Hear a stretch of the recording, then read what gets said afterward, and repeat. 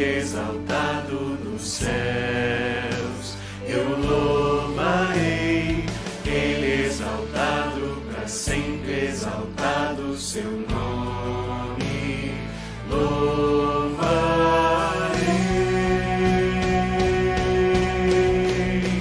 Ele é o Senhor, sua verdade vai sempre reinar.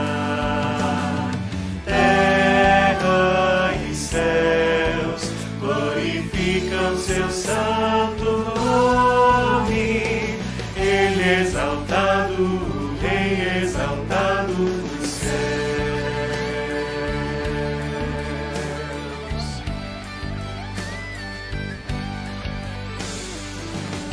Exaltado, o Rei exaltado nos céus.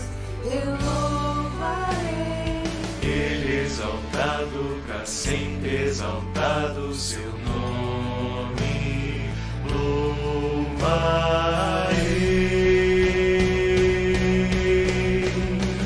Ele é o Senhor, sua verdade vai sempre reinar. Terra e céus glorificam seu santo nome. Ele é exaltado, o Rei exaltado nos céus. Ele é o Senhor, sua verdade vai sempre reinar. Terra e céus glorificam seu santo nome. Ele é exaltado, o Rei exaltado nos céus. Ele é o Senhor, sua verdade vai sempre reinar. Terra e céus glorificam seu santo nome.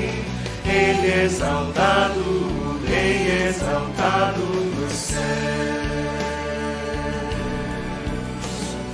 Ele é exaltado, o Rei exaltado nos céus.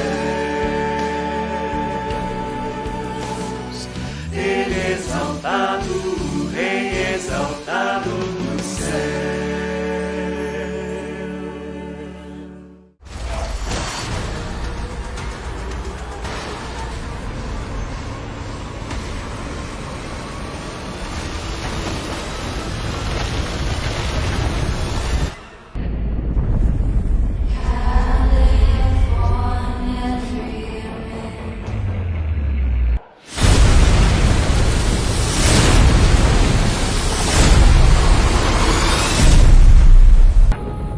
Meteorologists are at a loss to explain what is causing this weather and why it has taken them by surprise.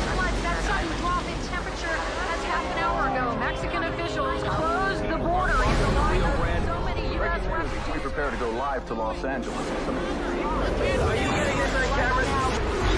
A twister? This is just massive. Boa noite, bem-vindo, bem-vinda à Igreja Presbiteriana Independente Getsemane, a nossa conferência online sobre o Apocalipse. O que é o Apocalipse?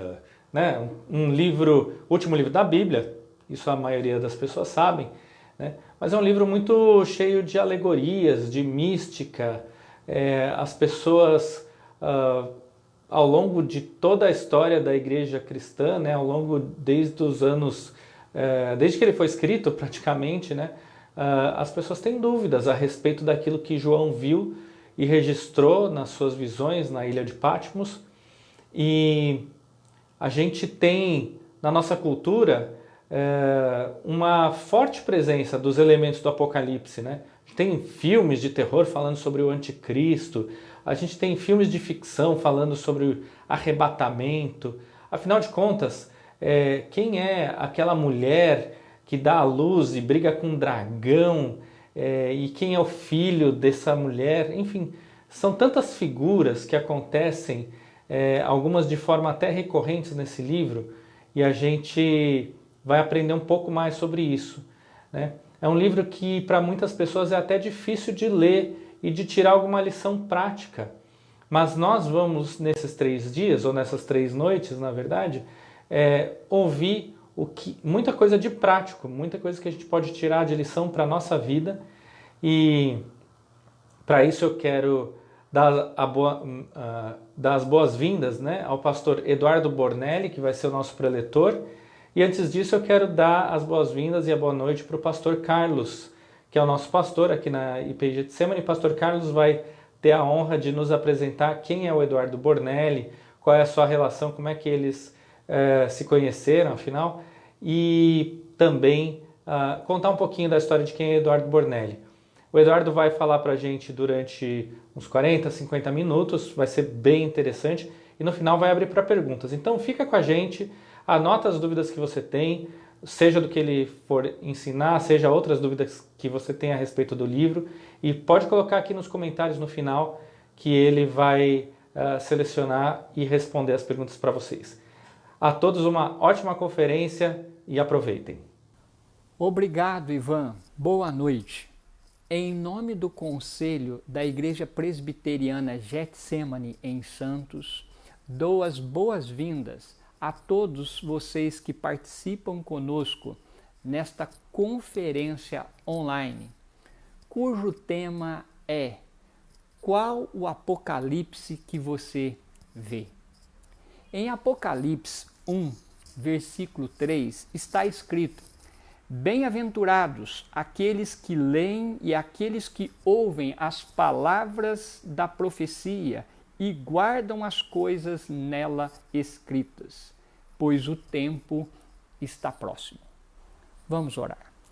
Senhor, nós agradecemos e louvamos o Senhor, porque somos felizes, somos bem-aventurados, porque podemos ler esta palavra, podemos ouvir nestes 3 dias de conferência e muito melhor, Pai. Sabemos que pela Tua graça o Senhor nos dará entendimento para conhecer a Tua palavra, para vivermos nestes tempos que o Senhor tem dado a cada um de nós. Agradecemos pelo privilégio que temos de podermos estar juntos com vários irmãos de várias denominações, cultuando o Senhor nesses 3 dias de conferência e aprendendo do Senhor, que nos ama com um amor eterno e que por meio deste amor revelado na pessoa do Teu Filho Jesus Cristo, que derramou o seu sangue por amor a nós. Nós somos gratos ao Senhor. No nome de Jesus. Amém. Apresento para vocês o pastor Eduardo Bornelli, que será o nosso preletor nesses 3 dias da nossa conferência. O pastor Eduardo Bornelli é pastor da 3ª IPI de Machado, Minas Gerais. Apresento também a minha gratidão ao Conselho da 3ª IPI de Machado, que participará conosco, e também os membros desta amada igreja. E a você que está conosco, irmãos de várias denominações, você que é um visitante, nós queremos dar a nossa boa-vinda na nossa conferência. E, Bornelli, que Deus abençoe você nestas ministrações. Muito boa noite, meus queridos irmãos e irmãs que estão acompanhando essa live. Quero dar as boas-vindas e quero desejar a graça e a paz do nosso Senhor e Salvador Jesus Cristo. Que vocês sejam de fato muito bem-vindos para esta exposição da Palavra do Senhor. Aproveite e vá abrindo a Bíblia aí, na sua casa, em Apocalipse capítulo 12, porque hoje, com a graça de Deus, nós vamos expor este capítulo, Apocalipse capítulo 12. Quero agradecer muito o convite da IPI Getsemane, lá de Santos, que apesar dessas dificuldades que temos vivido, não é, com essa pandemia, nós temos visto alguma maneira de nos encontrarmos, embora sem aquele tato físico, mas uma possibilidade virtual. Somos gratos a Deus por esse recurso tecnológico e sou grato também pelo convite que vocês fizeram nessa brilhante oportunidade que me dão de expor a palavra de vocês. Agradeço na pessoa do reverendo Carlos e que Deus abençoe a amada igreja e todos os que nos acompanham. Apocalipse capítulo 12. Antes de entrarmos de fato na leitura e na exposição, eu gostaria de fazer 3 breves comentários preliminares, introdutórios, sobre o livro do Apocalipse. Eu podia falar muita coisa, porque é um livro muito diferente.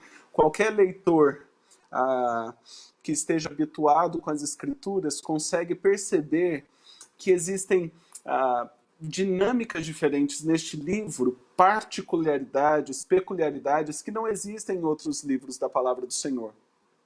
Você lê outros livros, mesmo os poéticos, como Salmos, Lamentações, Jó, Provérbios, ou os históricos, ou os evangelhos, cada gênero vai tendo a sua particularidade. Mas quando você chega em Apocalipse, de repente aparecem estruturas de pensamento, maneiras de se dizer, que são bem diversificadas, não é das outras partes. Isso porque é um gênero diferente. Ou seja, você não escreve uma receita de bolo assim como faz uma poesia ou escreve um texto de jornal. Para cada gênero, você tem que escrever de uma maneira diferente. Assim é o gênero apocalíptico. Você sabe que existiram mais de 30 apocalipses escritos, mas só um foi considerado canônico por causa do brilhantismo, né, e por causa da autoria que foi do apóstolo João. Mas era um gênero muito popular naquela época, várias pessoas escreviam desta maneira, sempre com estas manifestações de anjos e muitas coisas acontecendo. Isso faz parte desse gênero. Então, 3 comentários introdutórios a respeito deste livro. Primeiro, esteja habituado a analisar este livro com 7 sessões. O apóstolo João estruturou a visão que ele teve na ilha de Patmos com 7 perspectivas diferentes. Você já deve saber que o número 7 é muito valorizado neste livro. São 7 trombetas, são 7 cabeças, são 7 flagelos.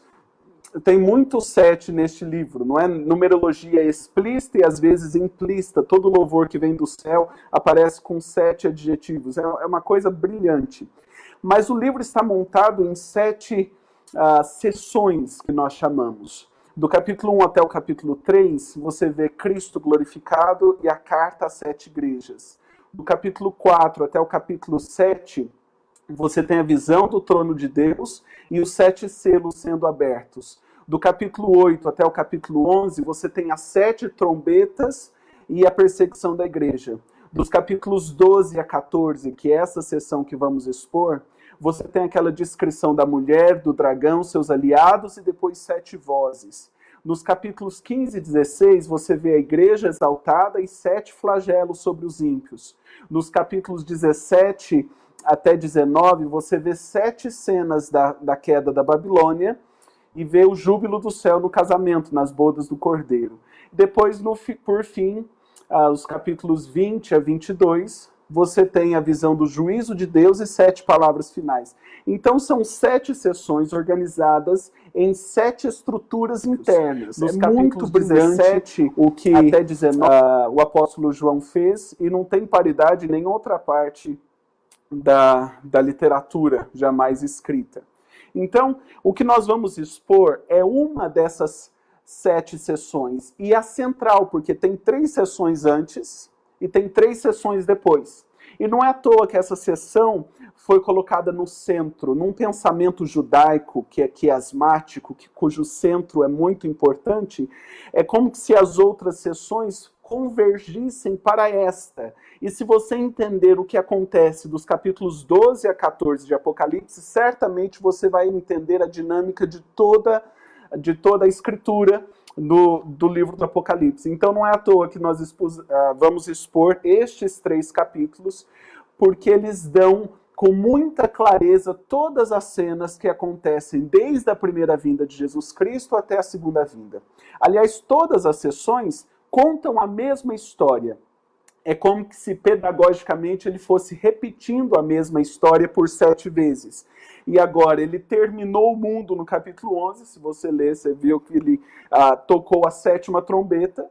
Agora ele recomeça a contar a história no capítulo 12, e ele volta lá no Natal, lá no princípio da primeira vinda de Cristo, e ele vai até a vindima, que é no final do capítulo 14, onde fala do final do mundo de novo. E assim ele vai repetindo a história de perspectivas diferentes. Cada vez que ele vai mostrando uma sessão, ele vai trazendo novos detalhes que eram ausentes nas anteriores. Isso é muito importante de se notar. Então, primeiro, não ache que o livro do Apocalipse é uma sequência cronológica do capítulo 1 até o capítulo 22, porque o mundo vai acabar 6, 7 vezes aí. Então, comece a ler o livro do Apocalipse em sessões. Seja sensível a essa estrutura literária. Segundo comentário importante, não se prenda muito nos detalhes. Queridos, isso é um teatro. É uma linguagem que mexe com a nossa imaginação. Então, é como se você estivesse diante de uma tela magna, uma tela grande de cinema.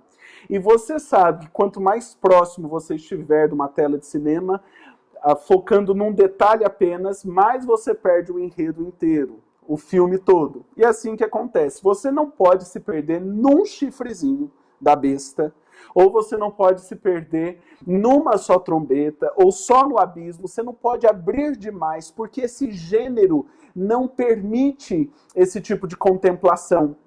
A ideia lembra de Apocalipse 1:3, bem-aventurado aquele que lê e aqueles que ouvem as palavras descritas neste livro. Ou seja, foi um livro escrito para perseguição. Uma pessoa chegava na frente da igreja e começava a ler, e as cenas iam passando, 7 cenas repetidas de uma mesma história, e as pessoas não tinham tempo de ficar perdidos nos detalhes. Então, o propósito do autor é mesmo para que a gente se assente, fique olhando isso como uma grande cena que vai acontecendo diante de nós, porque se você se perde algum detalhe, você não tem mais noção do enredo inteiro. Então, primeira dica, 7 sessões no livro. Segunda dica, não se perca nos detalhes. E terceira, você tem que ser um assíduo leitor do Antigo Testamento para entender o livro do Apocalipse. Não é à toa que ele é o último livro da Bíblia. Ele está aqui porque pressupõe os livros anteriores. Então você precisa de uma familiaridade bem expressiva com as imagens do Antigo Testamento, porque ele faz diversas alusões e citações. Por exemplo, no nosso texto ele fala: um menino que vai reger as nações com cetro de ferro. Na hora, nós temos que lembrar do Salmo capítulo 2. Ou seja, ele pressupõe que você vá identificando as imagens, que você vá se tornando intérprete de todas essas metáforas e simbolismos que ele vai acrescentando no livro, de acordo com o nosso conhecimento do Antigo Testamento. Então o livro se monta muito em Daniel, em Jó, em Salmos, em Gênesis. São livros muito importantes do Antigo Testamento que reverberam muitas das suas doutrinas e imagens no livro do Apocalipse. Então, com essas 3 dicas, eu acho que a gente já está pronto para iniciar. Lembrando que você pode deixar aqui nos comentários, quer seja no Facebook, quer seja no YouTube, você pode escrever a sua pergunta e nós vamos fazer uma seleção dessas perguntas e eu pretendo responder no final da live. Então, se vocês tiverem alguma dúvida urgente, não hesite em perguntar. Nós vamos estudar juntos este livro. Essa conferência está em 3 dias na exposição desta sessão, mas que seja também um bate-papo de crescimento mútuo também depois da exposição. Então, fique à vontade aí de mandar a sua dúvida ou seu comentário. Está aberta aí a palavra de Deus em Apocalipse 12. Nós vamos então ler, e à medida que formos lendo, nós vamos expondo este livro. Apocalipse capítulo 12. Viu-se grande sinal no céu. Queridos, ele está vindo de 3 últimas sessões que mostram a guerra acontecendo aqui na Terra.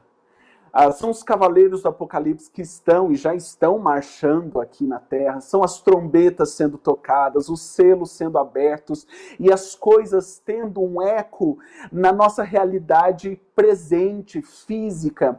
Mas essa sessão, diferente das outras, de trás e da frente, vai interpretar as forças que estão por detrás destas guerras, ou aquilo que realmente está acontecendo atrás dos palcos, aquela grande batalha escatológica que, de fato, acontece e é real e é invisível. Então, essa sessão é importante porque ela interpreta aquilo que é factível, aquilo que é real nos nossos dias.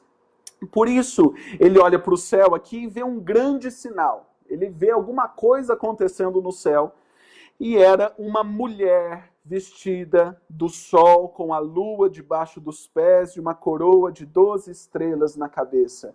É muito curioso que a primeira coisa que ele enxerga agora é uma mulher. E note como há uma descrição de que ela está num sentido gloriosa, que ela se mostra de maneira exaltada, pois está vestida de sol, tendo a lua por sapatos, né, debaixo dos seus pés, e uma coroa de 12 estrelas na cabeça. E você deve imaginar do que ele está falando. Quem que é essa mulher?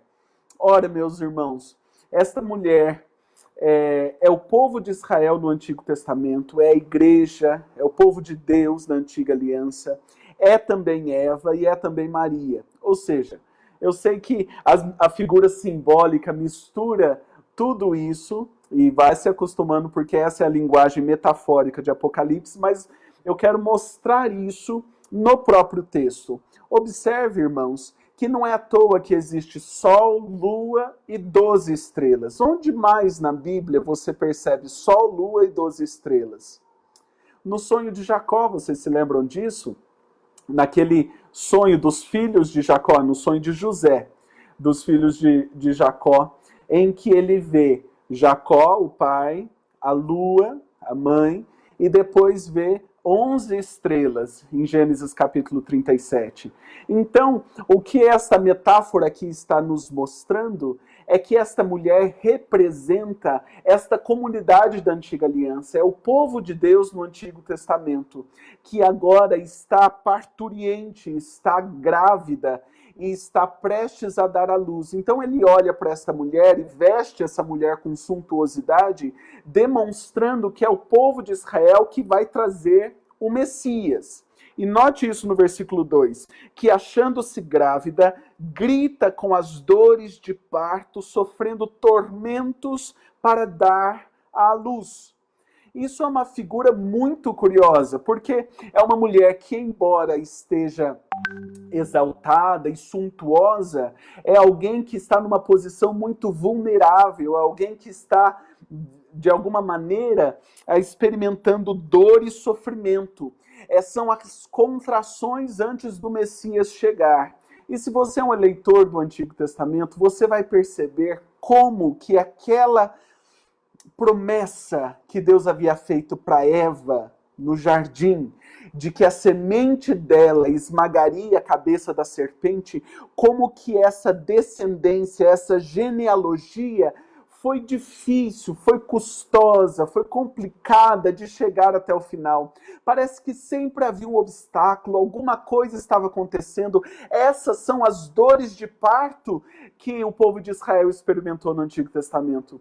Ora, Deus faz um pacto de graça, uma aliança baseada na graça com Adão e Eva, e ao que tudo indica, nós esperávamos essa semente da mulher de Abel. Mas Caim o matou. Daí você diz, estão frustrados os planos de Deus. Percebe a contração, mas Deus restabeleceu a sua aliança através de Sete. Depois Deus fez uma aliança com Noé, quando toda a humanidade estava desviada, estava casando-se, dando-se em casamento, uma referência à imoralidade sexual e tantos outros pecados cometidos por aquela geração. quando a gente pensa, Deus vai desistir, Deus se arrependeu de ter criado o homem, Noé acha graça aos olhos do Senhor e, de fato, essa genealogia é preservada, a semente é mantida. Depois, séculos se passaram e Deus faz uma aliança com Abraão, Deus chama lá de Ur dos Caldeus, ele vai para Padã Arã e chega à terra prometida, mas olha que dificuldade, que dor de parto, porque Sara, sua mulher, é estéril. Aliás, a esterilidade dos patriarcas é muito curiosa, é muito interessante como é que é difícil, é custoso para essa semente nascer, essa semente da mulher prometida lá em Gênesis 3:15. Como é difícil dela chegar. Séculos depois, Deus faz uma aliança com Moisés lá no Sinai e promulga a aliança e declara os 10 mandamentos, mas o povo se desvia da vontade do Senhor, se perde em idolatria, e Deus diz assim, eu vou matar todo mundo, eu vou acabar com tudo isso. Daí Moisés sobe no monte, no capítulo 32, intercede a Deus, dizendo, Deus, tem misericórdia, o Senhor tirou do Egito para matar no deserto, como fica a sua glória entre as nações? Ou seja, custoso isso. Séculos se passaram, depois Davi recebeu a aliança de Deus. Davi ia construir uma casa e Deus fez uma casa para Davi, dizendo que o cetro não se apartaria da sua descendência. E por fim, você se lembra que sobe uma mulher, a Atalia, no reino e consegue matar todos os da descendência real. Mas de repente um filho é guardado, um único descendente. Deus havia prometido e veio afunilando, dizendo de onde seria o Messias, a semente da mulher, em toda essa história da narração, história da redenção do Antigo Testamento. Quando você percebe, tem um descendente de Davi que está vivo e precisa ser raiz de Davi, precisa fazer parte da genealogia de Davi. De repente, Joás é achado e ele adolescente, ele é encontrado, escondido numa câmara. Então você percebe a tentativa do dragão de tragar o filho da mulher. É isso que diz o versículo 3, ou quando ele fala, ele se põe diante, versículo 4, se põe diante da mulher que estava para dar à luz, a fim de lhe devorar o filho quando nascesse. Então, todas desses marcos do Antigo Testamento demonstram as tentativas da serpente, do dragão, deste que está lá para roubar o filho, e tentar impedir que essa genealogia se cumprisse, que essa promessa chegasse até o fim. Então você percebe, uma das últimas tentativas do dragão foi quando ele, através de Herodes, consegue que todos os meninos de Belém, menos de 2 anos, sejam mortos, a matança dos infantes. Isso foi uma coisa impressionante que aconteceu. Então percebam como Satanás estava intentando contra essa genealogia e estava labutando para que este filho não nascesse. E por diversas vezes ele tentava. E é esta a figura recuperada aqui no livro do Apocalipse, dessa mulher sofrendo tormentos para dar à luz. É a comunidade de Israel que estava querendo trazer o Messias ao mundo, cumprindo a profecia que Deus havia feito lá para Eva. Agora perceba no versículo 3. Viu-se também outro sinal no céu, e eis um dragão grande, vermelho, com 7 cabeças, 10 chifres, e nas cabeças 7 diademas. Agora, é como se ele olhasse para o outro lado do céu, ele viu um sinal, que era a mulher.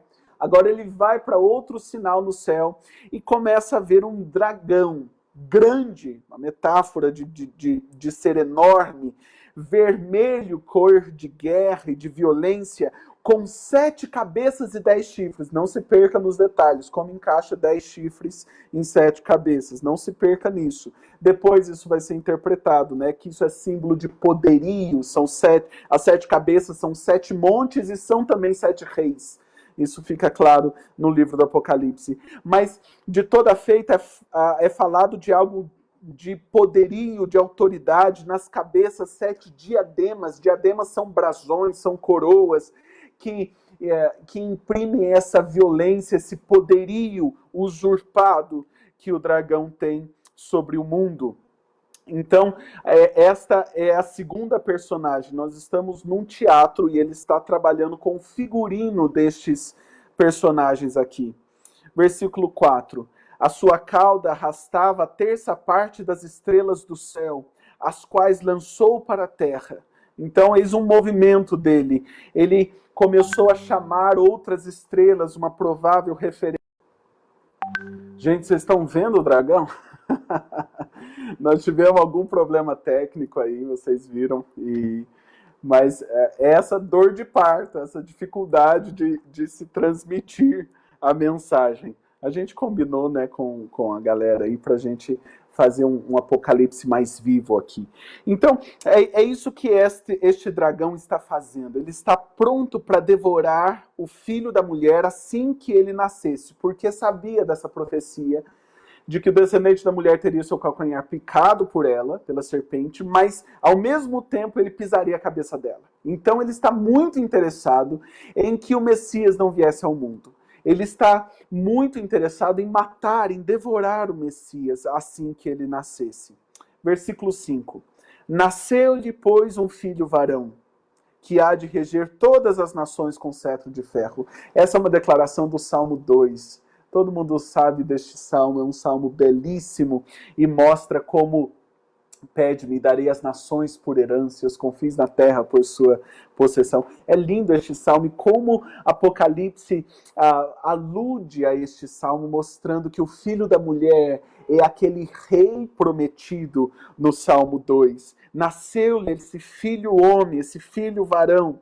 Então perceba que a mulher é predominantemente essa genealogia inteira do povo de Deus na Antiga Aliança, desde Eva, é parte sim dessa mulher, mas também de todas as mulheres, de toda a genealogia que foi sofrendo dores de parto, e é também Maria nesse sentido de trazer à luz a Jesus Cristo. Então todas essas figuras do Antigo Testamento estão representadas nesta mulher, todo o povo de Deus da Antiga Aliança. Nasceu-lhe o filho, este é Natal, é isso que aconteceu. Mas olha como nesta sessão de Apocalipse, João é muito sintético para falar sobre a vida e a obra de Cristo. Porque o interesse dele é falar dos aliados do dragão. Então ele resume em um versículo apenas toda a vida e obra de Jesus. Ele nasceu, ele viveu, ele morreu, ele foi sepultado, ele ressuscitou e ele foi assunto aos céus. Só que ele fala isso em um versículo apenas. E o seu filho foi arrebatado para Deus até ao seu trono. Observe como ele faz a junção disso tudo, da vida e da obra de Jesus Cristo, numa única frase. Porque ele nasceu e daí, por consequência, o dragão que queria lhe devorar não conseguiu e ele foi arrebatado junto ao trono de Deus. Isso já é a assunção de Cristo, quando Cristo sobe aos céus, glorificado, tendo vencido, e lá nos céus ele proclama a sua vitória. Daí no versículo 6, a mulher, porém, fugiu para o deserto, onde lhe havia Deus preparado lugar para que nele a sustentem durante 1260 dias. Essa mulher, que é a comunidade de Israel, agora sai de cena, não é? E de fato ela vai ter uma posição secundária, né, coadjuvante nesse teatro durante toda essa trama. Mas é interessante destacar aqui que ela vai para um deserto, ou seja, para um lugar de privação, mas queria experimentar sustento de Deus durante 1260 dias. Eu sei que podem vir perguntas sobre isso e a gente pode se ater melhor depois. Mas saiba que o livro do Apocalipse está montado sobre uma semana. A primeira vinda até a segunda vinda vai acontecer em uma semana. Semana não necessariamente são 7 dias, mas são 7 tempos. E essa semana, isso é a semana de Daniel, essa semana é dividida em 2 partes, 2 metades, mas é uma metade maior que a outra. Olha que interessante. A primeira metade, que é o tempo em que o cavalo branco vai saindo vencendo e para vencer, que é o anúncio triunfante da palavra por todo lugar, que as portas do inferno não prevalecem sobre a igreja e podem prender os missionários, mas a palavra não é presa de maneira nenhuma, e há esse franco crescimento do reino de Deus. Essa é a primeira metade da semana, triunfante, em que as coisas vão acontecendo e nada obstrui a presença do evangelho no mundo. Mas acontece uma segunda metade da semana, uma metade horrível, que não vai ser tão longa quanto a primeira, que já faz 2000 anos, mas vai ser abreviada, porque Jesus Cristo disse, se aqueles dias da tribulação não fossem abreviados. Ou seja, vai ser uma parte mais curta em que haverá manifestação do anticristo, em que o abismo será aberto, em que a igreja será oprimida e esmagada na grande tribulação. Esta é a segunda metade da semana mais curta. Então observe como o livro do Apocalipse diversas vezes revisita 1260 dias, que é igual a 42 meses, que é igual a um tempo, 2 tempos e metade de um tempo, que é igual a 3 anos e meio. Ou seja, fala dessa primeira metade da semana em que esta mulher ficaria no deserto. Versículo 7. Houve peleja no céu. Irmãos, que coisa mais interessante. Observe isso, irmãos. Aqui está a nossa vitória. Houve peleja no céu. Assim que o nosso Messias, o Redentor, o Salvador Jesus Cristo, viveu, morreu, foi sepultado, ressuscitou dentre os mortos e subiu aos céus. Quando ele chegou lá, quem fala melhor dessa cena são o próprio livro do Apocalipse, os capítulos 4 e 5. No capítulo 4 ele descreve o trono de Deus com 7 camadas, lindo, suntuoso, belíssimo. Ele vê alguém assentado no trono, esse que se acha sentado no trono é semelhante à pedra de jaspe, de sardônio, ao redor dele um arco-íris semelhante no aspecto à esmeralda, depois 24 anciãos de vestiduras brancas com coroas de ouro na cabeça, e ele vai mostrando a descrição do trono de Deus, quando no capítulo 5, aquele que está sentado no trono tem um livro nas mãos, que é o livro dos desígnios de Deus para essa nova aliança, e ninguém podia nem mesmo olhar para este livro, mas Jesus Cristo venceu, e ele está no meio do trono de Deus, como um cordeiro morto, mas em pé diante do trono, tem 7 chifres, bem como 7 olhos, que são 7 Espíritos de Deus espalhados sobre a face da terra, e ele vai, pois, e pega o livro da mão direita daquele que está sentado no trono, e quando ele pega o livro, o céu se explode em louvor, os 4 seres viventes, os 24 anciãos e todos os anjos adoram ao Senhor, dizendo, digno és de tomar o livro e desatar-lhe os selos, porque foste morto e com teu sangue compraste para Deus os que procedem de toda tribo, língua, povo e nação, e para o nosso Deus os constituíste reino e sacerdotes, e reinarão sobre a terra. Ou seja, os céus explodem em louvor diante de Deus, porque o rei legítimo, e são dois títulos que Apocalipse 5 traz a respeito da legitimidade real de Jesus Cristo, de realeza.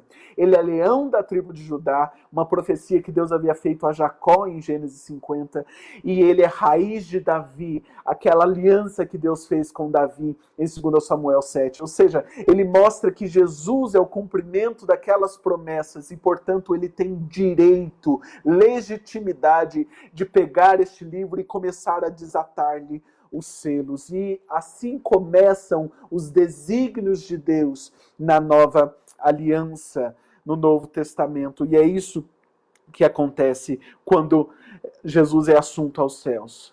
Então imagina Jesus chegando vitorioso nos céus, depois de ter feito o sacrifício de si mesmo.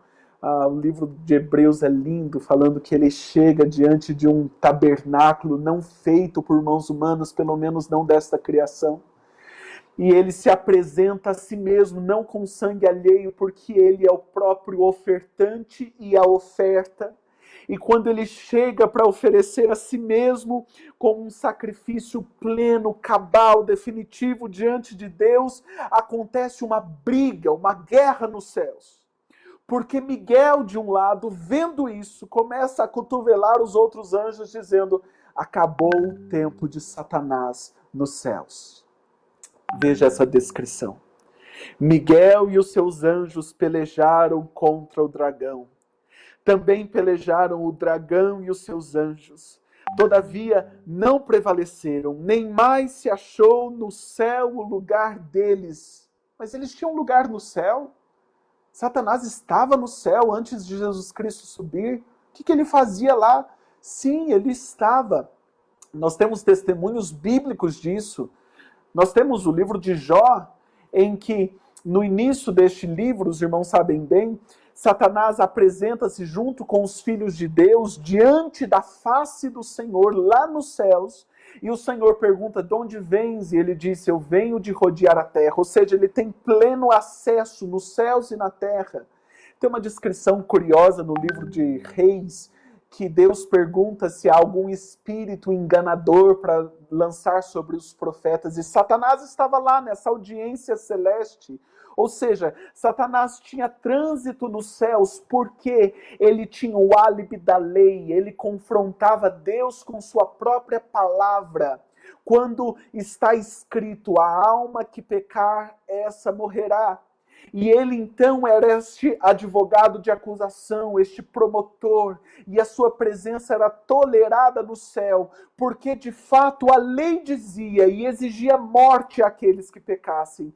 E ele estava lá assumindo essa figura de acusador, e todas as pessoas da antiga aliança estavam sofrendo acusação de Satanás. Mas quando Jesus Cristo sobe vitorioso, Rei dos reis e Senhor dos senhores, e é coroado nos céus, e de fato tem a sua legitimidade de tomar o livro da mão direita daquele que está sentado no trono, acontece uma briga no céu, porque Miguel, um arcanjo, este líder dos anjos de Deus, note que a briga aqui não é entre Jesus e Satanás, isso vai acontecer no capítulo 19, e não vai ser nenhuma briga. Jesus, com um sopro da sua boca, vai desbaratar o anticristo, o falso profeta e todas as forças hostis. Aqui a briga ainda é entre Miguel e Satanás. Miguel, líder dos anjos, se levanta nessa figura simbólica e diz: não tem mais lugar para acusação.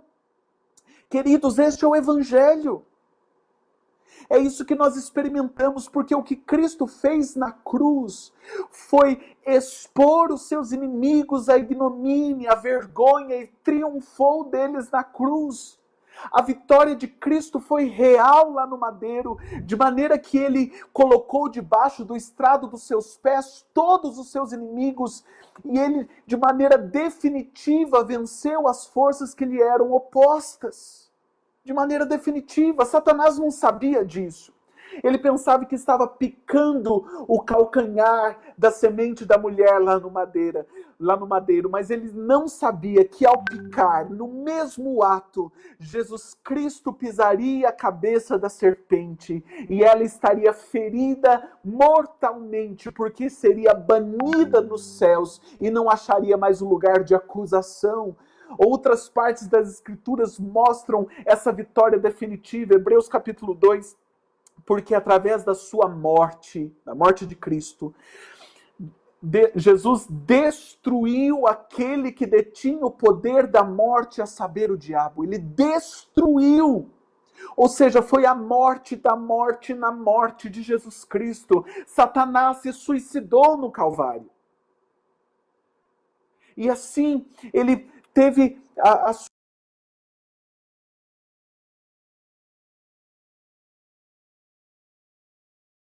muito curiosa de mostrar como, de fato, Jesus Cristo venceu todas as coisas.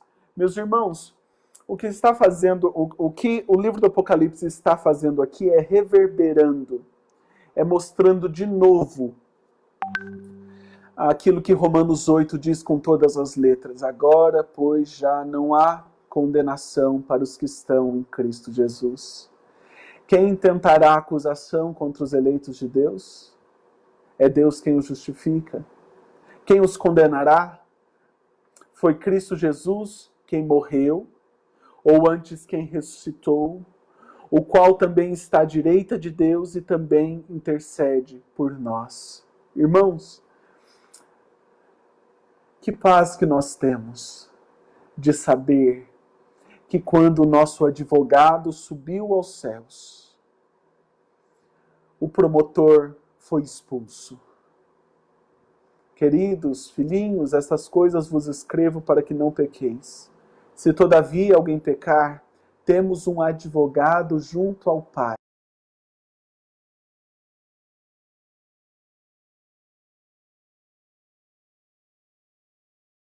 Não tem mais acusação contra os eleitos de Deus. Porque que papel teria um advogado de acusação em um tribunal cuja sentença já foi pronunciada? Nós somos justos. Já somos justificados em Cristo Jesus. Justificados, pois, mediante a fé, temos paz com Deus, por meio de nosso Senhor e Salvador Jesus Cristo. Queridos, se estamos justificados,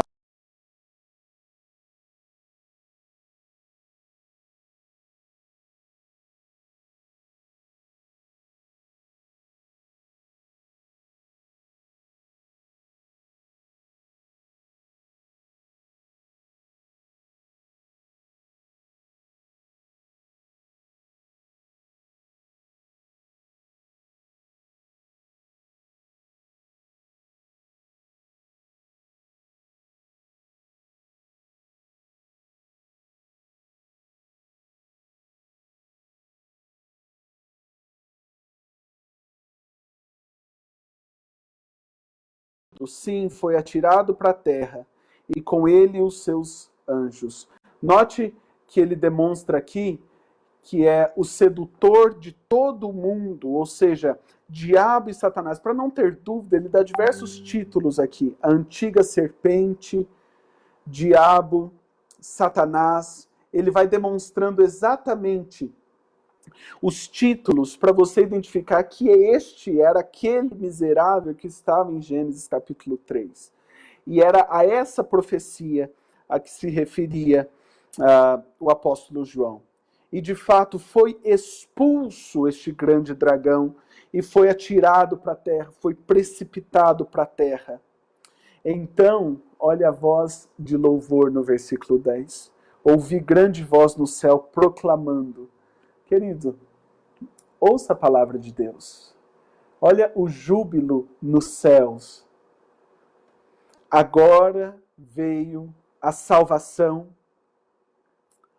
o poder, o reino do nosso Deus e a autoridade do seu Cristo.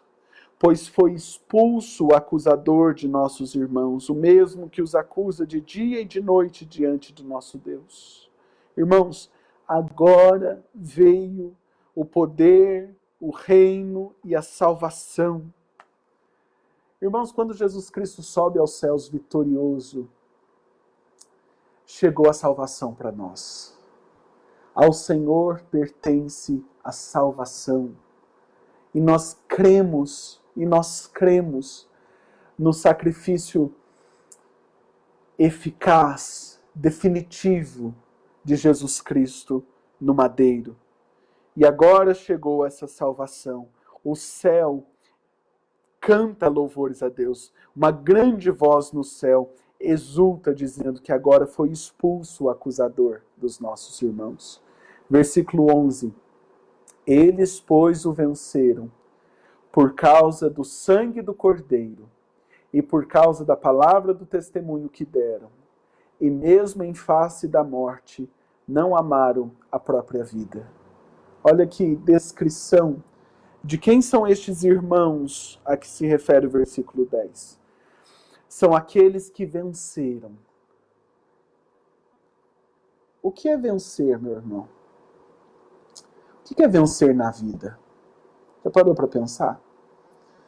Eu sei que você vive numa época com diversos preços e diversas réguas que vai mostrando de fato se você tem sucesso ou fracasso nas coisas que você faz.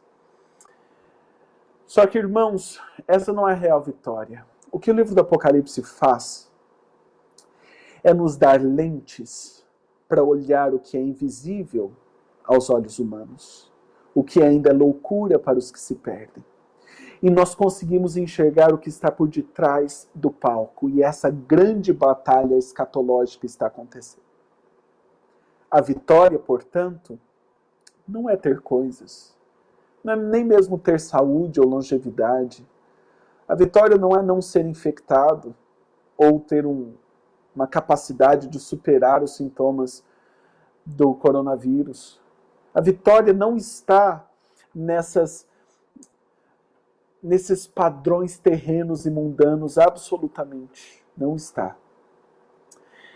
Como vencemos? Como vencemos? Eles, pois, o venceram por causa do sangue do Cordeiro. Irmãos, como ficar em pé diante desse tribunal de Deus e ser contado entre os vitoriosos, mais do que vencedores, por meio daquele que nos amou? Como de fato a gente consegue isso? Esse livro nos traz uma resposta muito simples. Não é por nossas obras. Não é por nossos méritos, nossos esforços. Note que esta comunidade de crentes que se acham diante da face de Deus e que têm vestiduras brancas e nas cabeças coroas de ouro, não conseguiram alvejar as suas roupas por seus próprios esforços, porque foram lá para o tanque tentando tirar a mancha do pecado e tirando a sujeira das coisas erradas que fez. Não é isso que é o Evangelho. Este livro não foi escrito num sentido de ser certos e errados de coisas que você pode ou não pode fazer. Este livro foi escrito porque nós já fizemos o que não podíamos ter feito e não fazemos o que devíamos fazer. Este livro é livro de reconciliação, é boa nova de salvação, é paz para aqueles que estão perdidos, é bálsamo para os feridos, é evangelho de salvação para aqueles que creem. Este é o poder de Deus, e aqui está anunciado que a vitória não é baseada no nosso esforço, na nossa diligência, na nossa inteligência, na nossa estratégia, na nossa capacidade, na nossa habilidade ou religiosidade. Não. A nossa vitória está no sangue do Cordeiro. Nós vencemos quando estamos ao lado do vencedor. Nós vencemos quando estamos juntos do Rei dos Reis e Senhor dos Senhores. As nossas roupas são alvejadas e são limpas por causa do sacrifício bendito de Jesus Cristo. E este sangue é a única substância no universo que pode nos tornar justos diante de Deus. Porque este juiz é capaz de perscrutar pensamentos, intentos e propósitos do coração. Ele tem olhos como chamas de fogo. Como subsistir diante do tribunal de Deus? Como vencer? Através do sangue e nada além do sangue do Cordeiro. E ele adiciona, e por causa da palavra do testemunho que deram. Ou seja, os crentes lavados pelo sangue do Cordeiro são os mesmos que frutificam, que testemunham, que vivem em obediência diante de Deus. Mesmo em face da morte, não amaram a própria vida. João está escrevendo para contemporâneos seus que estão reunindo em lugares ermos, em catacumbas, estão reunindo por causa da perseguição do Império Romano e dos judeus. Muitos já foram mortos. Estevão, diácono da igreja primitiva, foi morto em praça pública, apedrejado, e vários outros dessa igreja primitiva estavam de fato experimentando a morte. Mas a palavra de renovo e de esperança é que a morte não é derrota para os crentes. A morte não é derrota, porque eles venceram mesmo em face da morte, não amaram a própria vida. Irmãos, este é o testemunho que temos que dar ao mundo em pandemia. Essa ousadia, essa intrepidez, porque diante dessas circunstâncias nós podemos ficar perplexos, mas nunca desesperados, porque temos a fiel esperança de que vamos deixar o corpo e habitar com o Senhor, de que que estando vivos ou mortos, Cristo vai ser engrandecido no nosso corpo. Nós temos essa esperança, irmãos, para anunciar para o mundo que a nossa certeza não se baseia em coisas desta vida, de outra feita seríamos os mais infelizes de todos os homens, mas temos uma esperança nos céus, e a morte não é para nós um decréscimo, ou um prejuízo, ou um sinal de final de vida, mas é lucro. E é isso que nós devemos mostrar para o mundo. De que nós somos mais do que vencedores por causa do sangue. E mesmo em face da morte, com um vírus microscópico, batendo as portas das nossas casas, ameaçando a nossa estabilidade, retirando a nossa rotina, assaltando os nossos pensamentos, nós podemos dizer de maneira confiada que não mais tememos a morte. Claro que tomamos precauções, claro que não somos imprudentes, nem zombamos de Deus. Mas, irmãos, precisa haver dentro de nós uma alegria indizível e cheia de glória, sabendo que estamos com Jesus Cristo, e aquele que começou a boa obra em nós há de completá-la até o dia de Cristo Jesus. E mais, é promessa, João capítulo 6, Ele vai nos ressuscitar no último dia. Ele vai nos ressuscitar. Queridos, percebam, portanto, que a vitória está no sangue de Jesus Cristo. Versículo 12. Por isso festejai, ó céus, e vós os que nele habitais, ai da terra e do mar, pois o diabo desceu até vós, cheio de grande cólera, sabendo que pouco tempo lhe resta.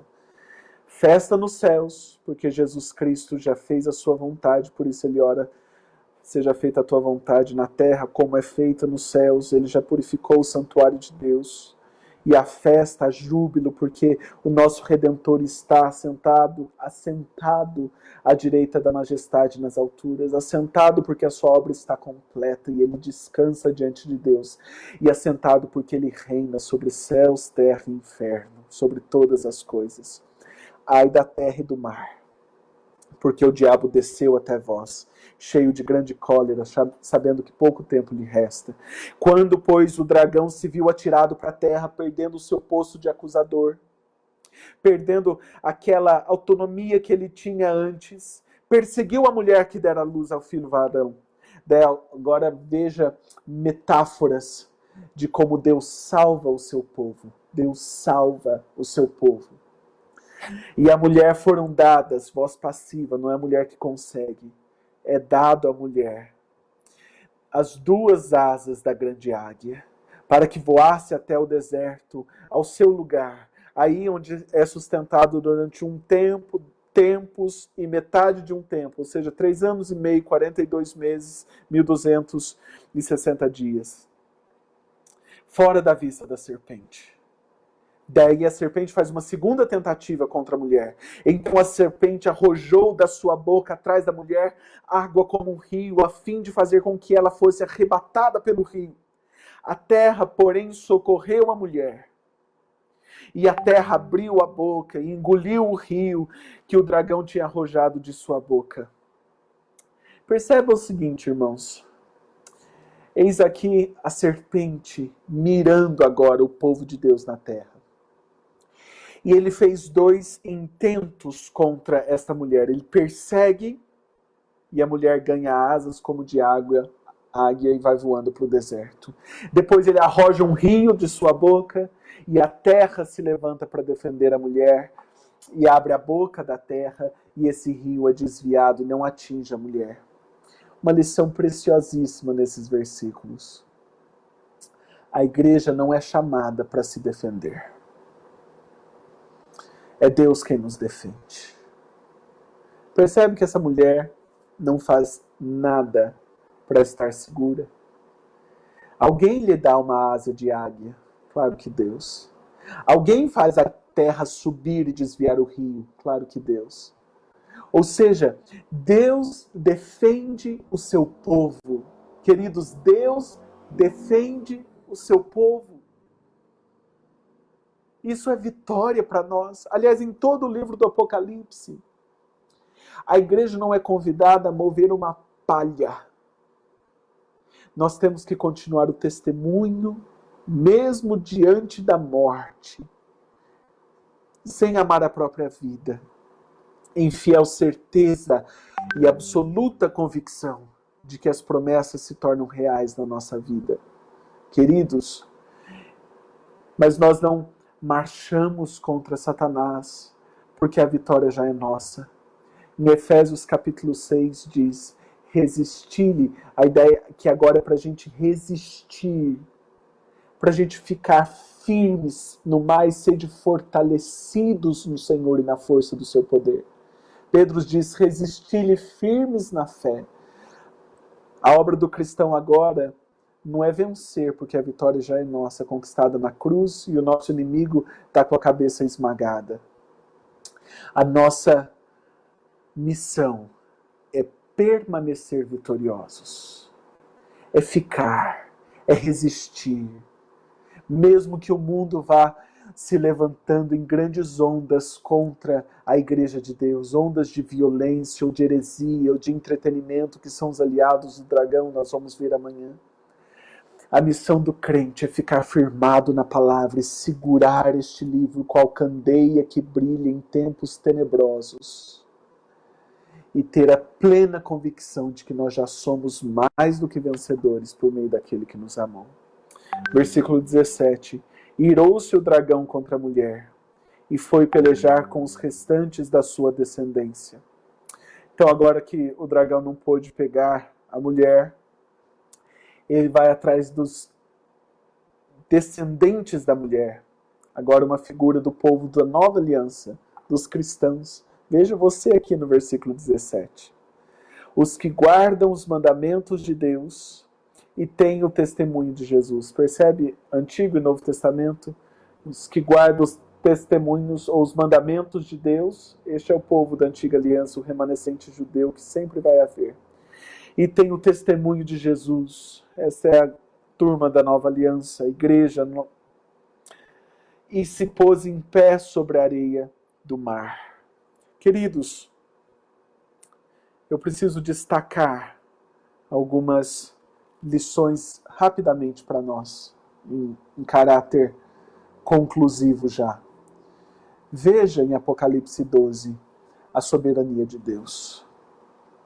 Veja que você faz parte de um teatro. Mas ao contrário do que você pensa, você não é protagonista. Você é ator e não autor. Mas é um ator coadjuvante. Quem brilha nesse palco todo é a glória de Deus.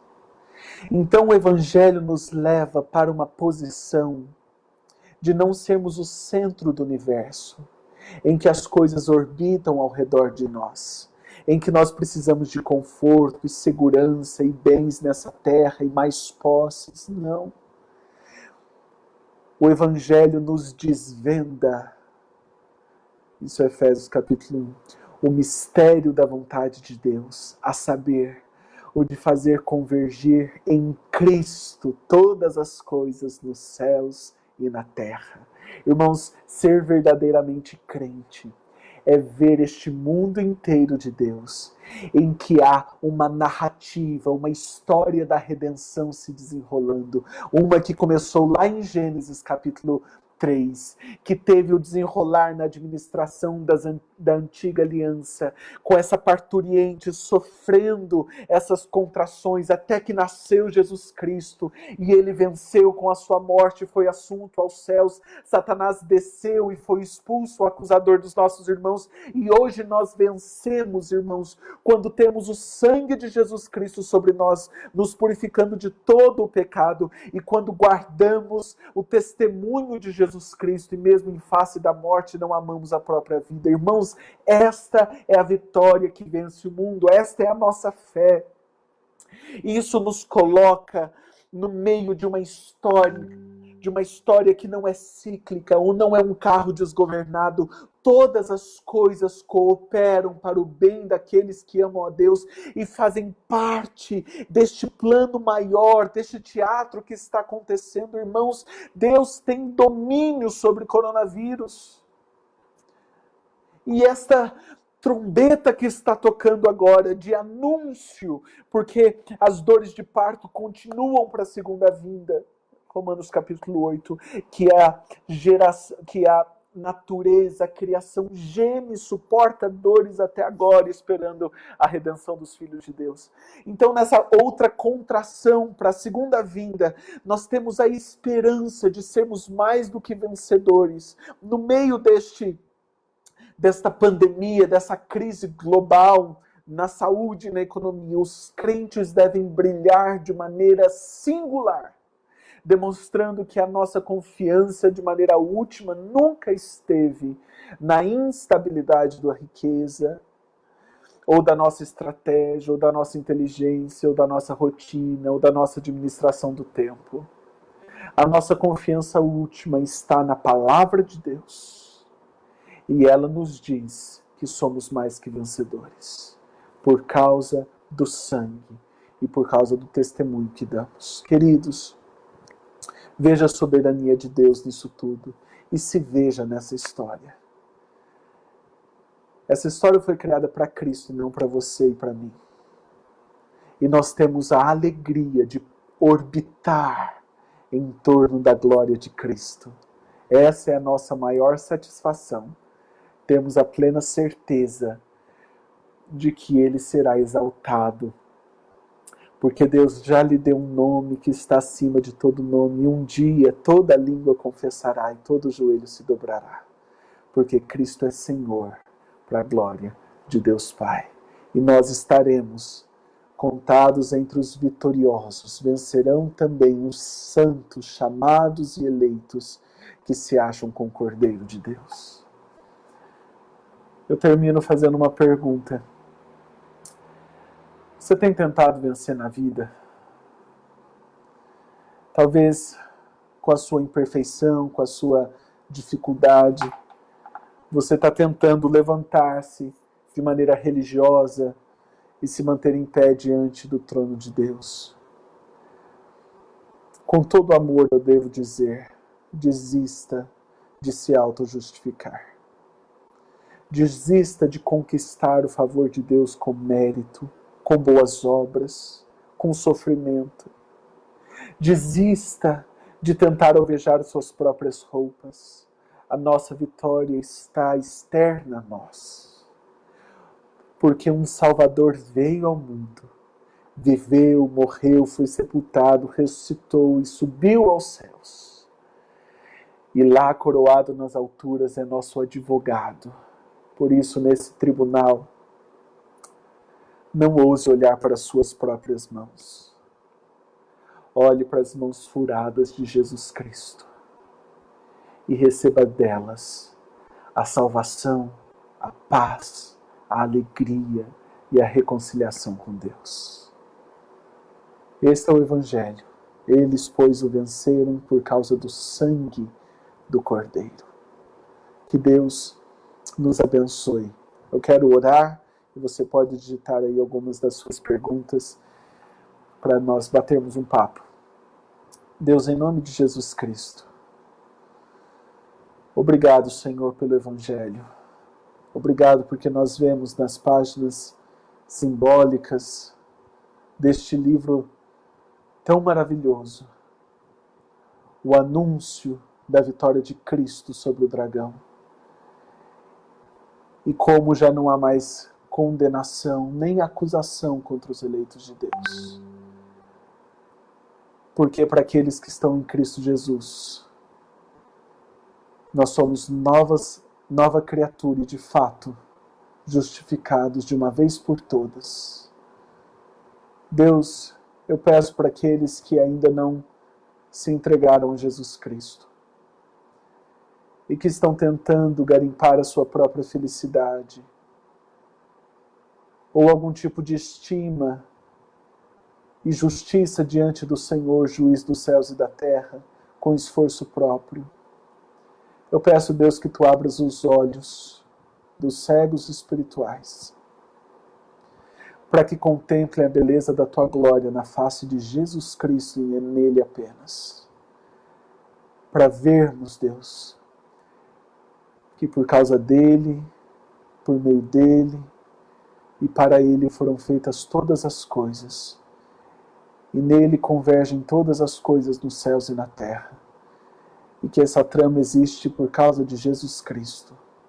E nós somos agraciados de termos nossa visão aberta e enxergarmos o nosso Redentor.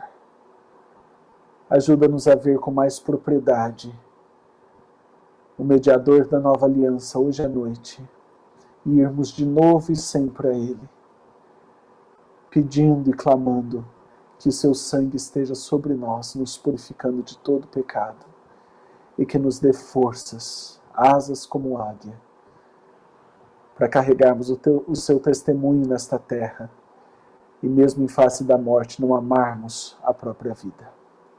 Em nome de Jesus Cristo. Amém. Amém. Queridos, eu tenho aqui algumas perguntas. Vamos lá. Acompanhem aí. No versículo 1, qual o significado das 12 estrelas? Ora, é uma referência àquele sonho de José em Gênesis capítulo 37, em que José sonha que o sol, a lua e 12 estrelas, né, no caso 11 estrelas, estão se dobrando para ele. Então é uma referência a toda a comunidade de Israel. As 12 estrelas são 12 tribos, ou seja, são aqueles do Antigo Testamento. Aliás, no livro do Apocalipse aparecem 24 anciãos. Por que 24 anciãos? 12 do Antigo Testamento, 12 do Novo Testamento, as 12 tribos e 12 apóstolos. Claro que não foram exatamente 12. Você sabe que José dividiu a tribo com Manassés e Efraim. Você sabe que no Novo Testamento também não foram 12 apóstolos, porque Judas saiu, foi eleito Matias, enfim, depois Paulo. A ideia é que é um número simbólico no Antigo Testamento e no Novo Testamento. 12, 12, 24. Ok? Vamos à próxima pergunta.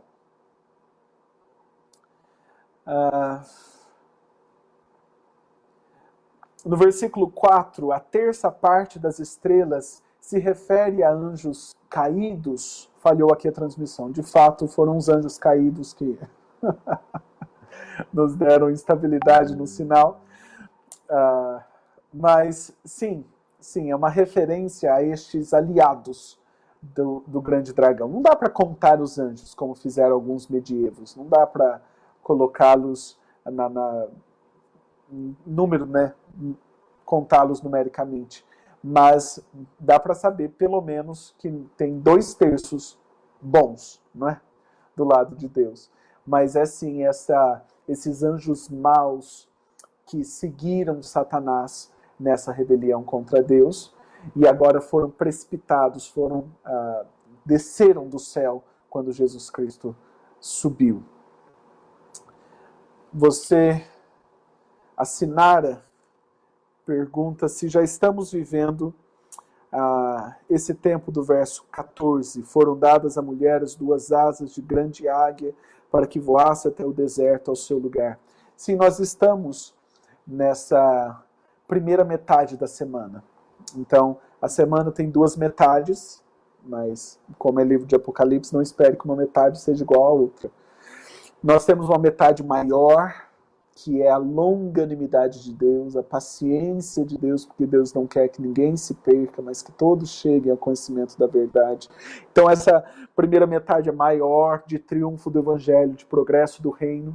E depois você tem uma segunda metade abreviada, que é quando serão cessadas as oportunidades de salvação, aquele que detém o anticristo será removido, e então haverá um governo déspota, tirando contra a igreja. Se esses dias não fossem abreviados. Essa é a segunda metade que está diante de nós. Pastor, então o diabo foi expulso dos céus na morte de Cristo? Sim. Eu sei que às vezes a gente tem algumas confusões. A ideia é mais ou menos assim. Quando avança o reino de Cristo, quando ele vem, porque quando Jesus Cristo veio da primeira vez, ele inaugurou o reino de Deus. Você lembra de Mateus capítulo 12, quando ele diz, se eu expulso demônios pelo dedo de Deus, é chegado sobre vós o reino dos céus. É chegado sobre vós o reino dos céus. Quer dizer, o reino chegou. Eles falavam que os demônios lhe submetiam. Jesus disse assim, eu via Satanás caindo. A ideia é que chegou a hora, João capítulo 12, de ser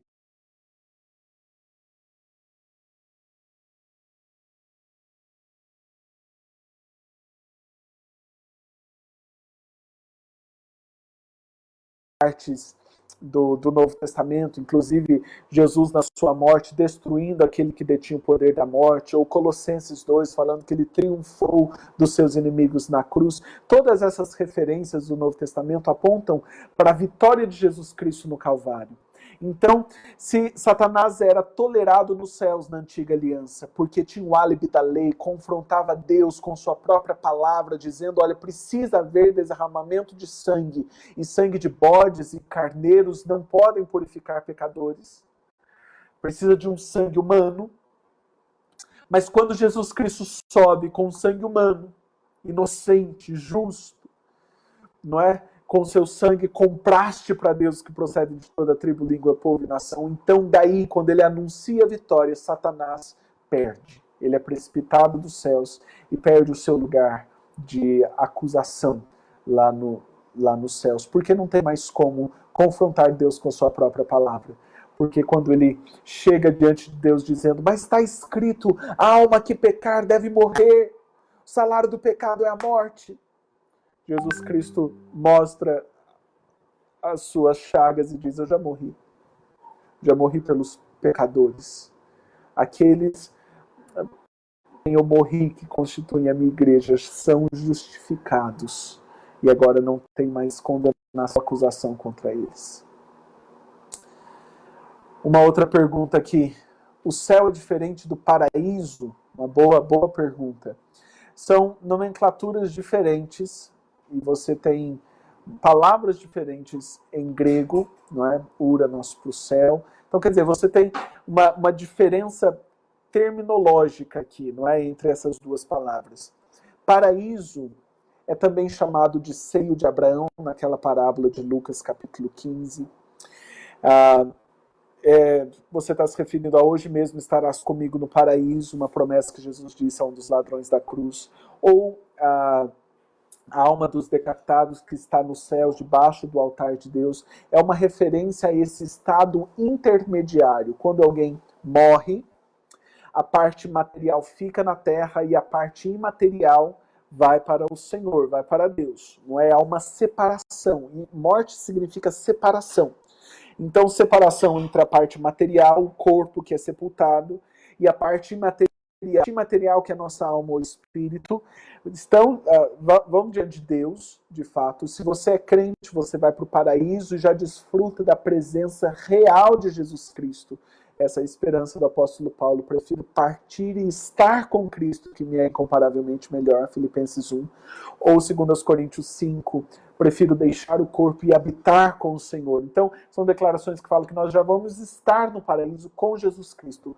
Os que morrem sem Cristo vão para de inferno ou Sheol, ou vai para este mundo dos mortos, que já estão sob juízo, mas são estados intermediários, porque haverá a última hora, João capítulo 5, haverá a última hora no ressoar da última trombeta, em que todos vão ressuscitar, todos vão recobrar os seus corpos, os crentes para viverem no novo céus e nova terra, em ressurreição diante de Deus, e os incrédulos com corpo de morte para sofrerem penas eternas.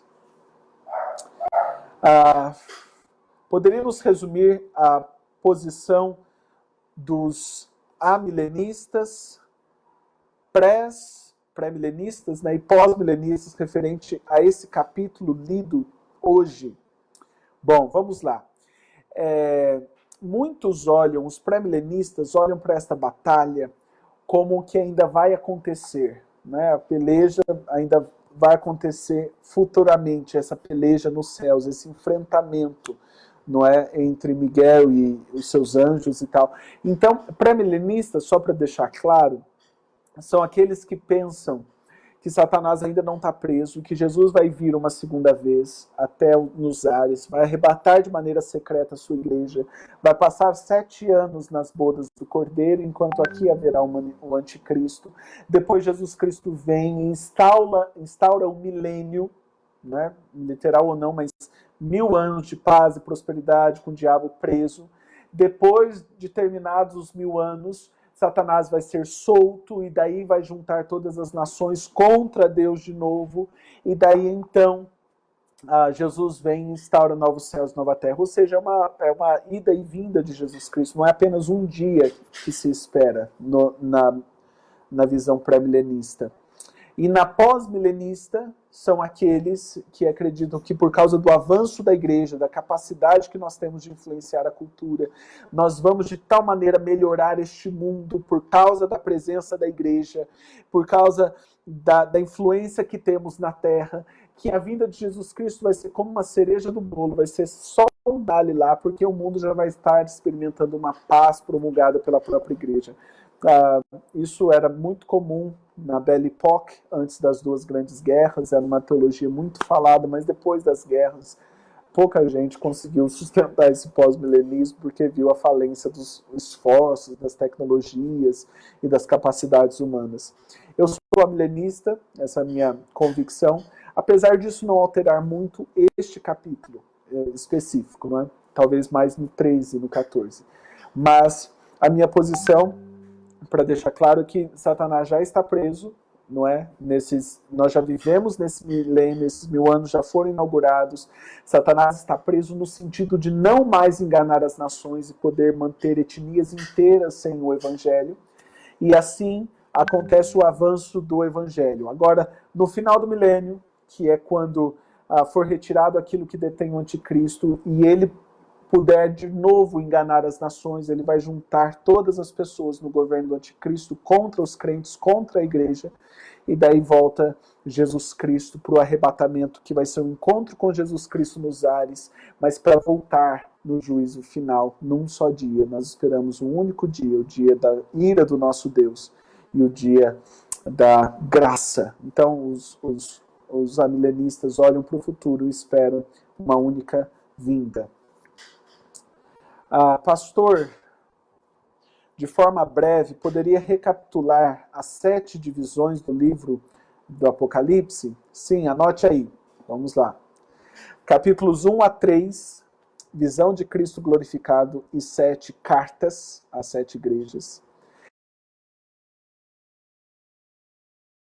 A graça de Deus e os 7 selos. Capítulos 8 a 11, as 7 trombetas e o testemunho da igreja. Ok? Capítulos 12 a 14, daí tem o dragão, seus aliados e as 7 vozes do céu. Capítulos 15 e 16, que é essa sessão mais curtinha, mas a mais terrível, que fala dos 7 flagelos de Deus e a igreja exaltada. Depois você tem os capítulos 17 a 19, que falam das 7 cenas da queda da Babilônia e as bodas do Cordeiro. E depois os capítulos 20 a 22, que é o juízo de Deus e as 7 palavras finais. Essas são as 7 sessões do livro do Apocalipse. Comece a ler, seja sensível a isso. Eu não quero impor alguma coisa aqui, eu quero sugerir para você ver como que de fato no final do capítulo 7 acaba o mundo, no final do capítulo 11 acaba o mundo, no final do capítulo 14 acaba o mundo, no final do capítulo 16 acaba o mundo, no final do capítulo 19 acaba o mundo. Então você vai vendo que ele está repetindo, está recontando a mesma história 7 vezes, justamente para reforçar a memorização. Dê uma olhada assim nesse livro. Tá certo? Dá uma olhada assim nesse livro. Tá bem, irmãos? Deus os abençoe muito e fiquem na paz, em nome de Jesus Cristo. Espero vocês amanhã, se Deus assim nos permitir, às 7 horas da noite, quando vamos expor o capítulo 13 de Apocalipse. Chame outras pessoas, chame outros amigos, divulgue essa live também. Fiquem na paz, Deus os abençoe. Grande abraço. Que aula essa do Reverendo Bornelli, hein? Reverendo, muito obrigado por ter participado com a gente hoje, por ficar com a gente nessas 2 noites. Reverendo Carlos, muito obrigado também, uma boa noite para você. Boa noite para você que ficou com a gente, que assistiu. Compartilhe essa notícia de que a gente teve esse primeiro dia da conferência, vamos ter outros dias transmitidos aqui no Facebook, no Instagram, no YouTube, ok? Às vezes muita gente não tem Facebook, fala, como é que eu faço para acompanhar? Essa conferência está sendo transmitida no YouTube também. Então acompanhe a gente lá no nosso canal. E quero só fazer um esclarecimento, ou um reforço, né, sobre a questão das perguntas. A gente tenta juntar as perguntas para que o maior número de pessoas possível tenha acesso às respostas, né, tenha suas dúvidas tiradas. Então, é por isso que talvez textualmente sua pergunta que você colocou aqui não tenha sido respondida, mas pode ter certeza que ela foi considerada. Então, uma boa noite para você, um bom descanso e vem amanhã, participe amanhã e domingo com a gente. Quero te ver por aqui e que Deus te abençoe, que você tenha uma ótima noite de descanso. Um abraço.